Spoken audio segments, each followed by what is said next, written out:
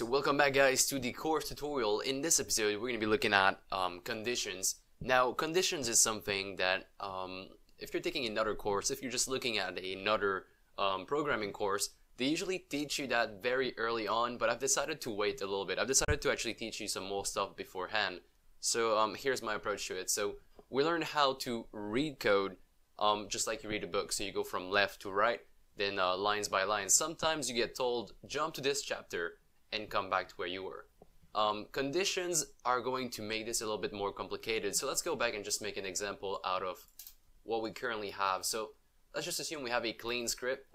There's nothing in here, not even comments. And we are to declare ourselves our own function, not like we did before. So let's just say void say hello, just a function like that, right? And in that function, we would have a call that would say debug.log hello world. Now what happens is this code is never ran because we need to actually call this function from somewhere else, from somewhere that is actually ran, some kind of entry point.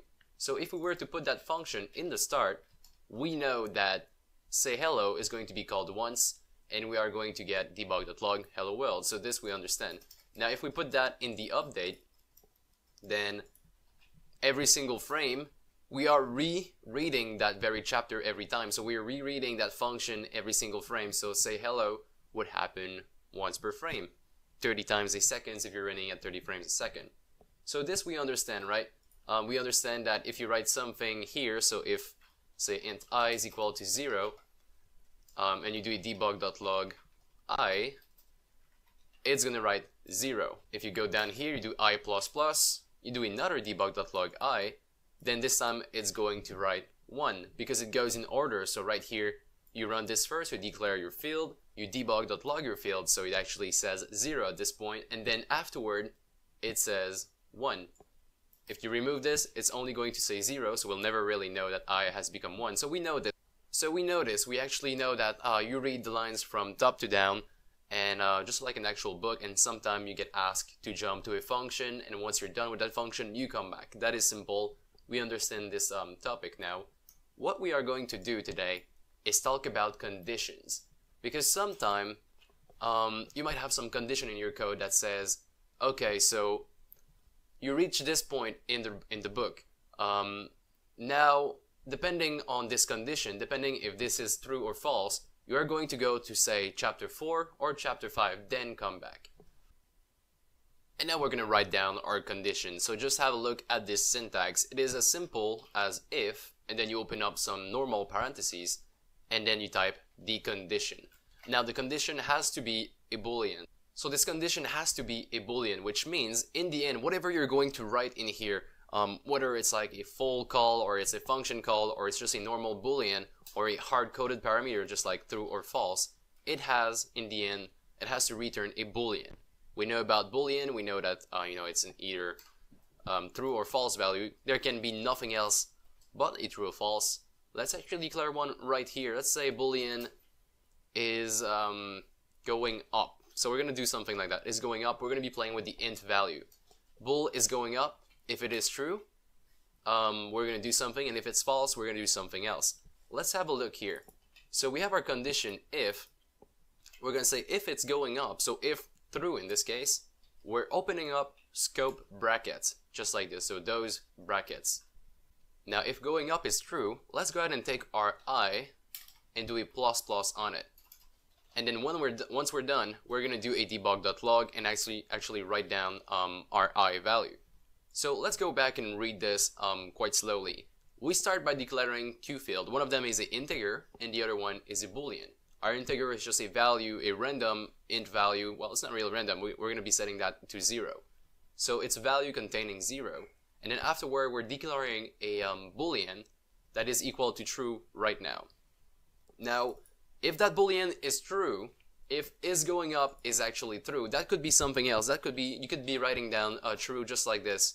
Or you could be saying something like, you could be writing down a condition, which we will get to in a moment, just like I is equal to 0. But let's go ahead and just use our value we declare, so is going up. So if we are going up, we are going to be reading what is inside of the scope brackets, so these brackets here. we're actually going to go down in here and read those 9. However, if it is not true, if is going up is actually false, we're simply just going to disregard this completely, just like if it never really exists, and we're going to go back to reading the rest of our function, which is going to just write down debug.log. So let's give this a try. I'm going to just go in here, discard those errors, they don't really matter. Have a look at the console down there. Once our game starts, we should get 1. The reason we get 1 is quite simple. It is because I is equal to 0, and then we do it if it's going up, which is true in this case, I++, and finally we debug.log the new value. Now if we go ahead and just write false, we try this again, it's actually writing down 0, because the if statement was never ran, so this was completely discarded because is going up is actually false. Now let's do something else. Let's do a else value. So what you can do with code is if you have a condition, an if condition like this, you can say if, say, is going up is true, then you run this code, and if it's not actually true, you can run some other code using the else statement with scope brackets, of course. So if it's not going up, let's do I minus minus. In this case, is going up is true, so this is going to be ran. Let's say is going up is false, then this is not going to be ran. However, the else statement is, which means we should get -1 in our console, and we do. Let's actually add a little bit of complexity to that. We're going to go in the is going up and actually call a function. So if you're going up, we're going to say hello at the same time. If you're not going up, we're simply going to say nothing. We're just going to do the I minus minus. In this case, is going up is equal to false, which means we only got the else statement. We only got this. However, if we go here and say is going up is equal to true, then in this case, it says hello world and then 1. The reason it says hello world first is because we don't do a debug.log here, we only increment the value. Then we say hello world, we keep on going, and finally debug.log that value. So really, if is going up is true, only this exists, and if it's false, only this exists. Alright, so I think we're getting the hang of it. Now let's talk about some more conditions, because right now, as you can tell, is going up is true is something I've defined in my code. Why is that useful? It's really not useful right here, because, you know, there's no chances, if I just leave my code like this, there is no chances that the else is ever ran unless I manually change is going up to false, which is not something that should be happening in your game. You're not going to be there to actually modify your stuff for every single one of your player. So we're going to be talking about other condition. We're going to be talking about other way to create a boolean out of what we have right now. Let's have a look at another way to do things. We're going to be keeping our I++ in our I minus minus. So we are going to say if I is bigger than 0. This is actually converted into a boolean. So this call over here is actually a logical operation, and once this is done, so if I is bigger than 0, it's going to say either true or false. In this case, it's going to return false. Let's have a look why. Let's first have a look at the actual console, and it says -1. -1 means that we've been in the else statement. Now I is not bigger than 0 because I is actually 0 right now. If you wanted to include I, you would have to say I is bigger or equal to 0. In this case, it would go ahead and just increment it. As you can tell, it now says 1. So I is in fact bigger or equal to 0. It's equal to 0. Now if you want to test against a very, very specific number, you can do that using the double equal statement. So I equal to 3, say. So if I is equal to 3, then we're going to be running the first part of our if, and if it's not, we're going to be running the else statement. If you want to actually test the other way around, so you say I is not equal to 0, you can do so using the exclamation mark equal in front of it. So just like this, you're going to be checking. So if I is not equal to 3, in this case, it's going to return true because I is equal to 0, then we run the first part of the if statement. Now the mistake that a beginner often do is they write it this way. They say I is equal to 3. So if I is equal to 3, then we run this. If it's not, it doesn't work. The problem with this is that you're actually assigning a value here. You're going to say I is equal to 3, which is going to overwrite the value of I. You're actually just assigning it. Just like if you were here, you would say I is equal to 3. You're just overwriting the value. This is not a condition. It is a statement that is going to assign the value. So you really got to be making sure that you use the double equal if you want to test a condition value, a logical statement. And also the exclamation mark equal if you want to test if it's not equal. And there's also other condition that I'm going to be introducing a little bit later on. I think we have enough right now in our plates to actually just digest. But if I just throw them out there really quickly, there is a AND statement and also a OR statement written like this. So double ampersand or double pipe. Double ampersand means and it's just basically you test with two values. So if this part is true and this part is true, then the whole thing is going to equal true. If this part is true and this part is false, the whole thing actually becomes false. Now with the OR statement, it's actually the other way around. So if one of these two things is true, then yes, it's going to be true. But like I mentioned, I'm going to be explaining them a little bit later on when we're more in depth in conditions. Okay, so where is this useful? This is useful at a lot of places. We are going to have a look at just a value that bounces back and forth, and we're going to be doing that in the update. So let me just delete all of this. Also delete the say hello. So to put that in practice, I'll be using three values here. The first one, I will call it position X. The second one is going to be a boolean called is going right. And the third one is going to be a transform, my transform. So you probably guessed it already, we're going to be moving a transform using a condition. Okay, so what is going to happen here is I'm going to take my transform, I'm going to assign my transform. Now if you remember how to do this, we go and say the start, we say my transform is equal to get component type of transform. And at this point we have access to the position, the rotation, and the scale of the object we're on.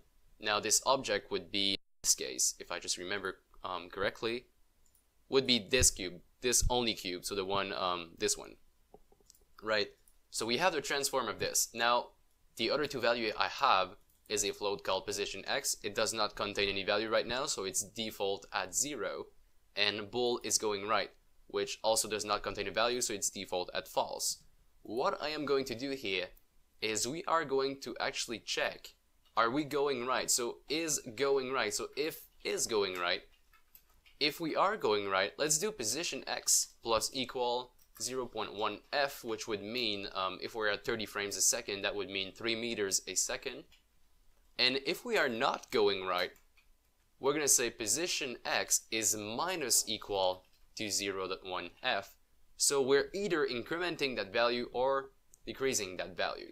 Just afterward, we're going to say my transform dot position is equal to say a vector 3 dot right, which means 1 0 0 times position X. So we're taking a vector, a unitary vector that points towards the right, and just multiplying it by our float. So if our float is at 50, positive 50, then our vector is going to equal 50 0 0. Alright, so let's try this out. We're gonna have a problem with this, but I just want to actually show this. We have this value here that is always going left, and the reason it's always going left is because it's, the is going right is really never toggled on. Now we're gonna be taking this value, we're gonna be looking at this value up here, and we're gonna be checking. So are you, say, past minus 10? If you are past minus 10, if you are actually past minus 10, then just switch your is going right around. We can do this, say, in both the if statement, or we can do it just down here as well. So let's do if my transform dot position, we're actually using our value in the if statement. So if my transform dot position dot x is smaller than minus 10, this actually turns into a boolean, because my transform dot position dot x is a float. We know it's a float. It's actually the float we see up here. So this value is it smaller than minus 10?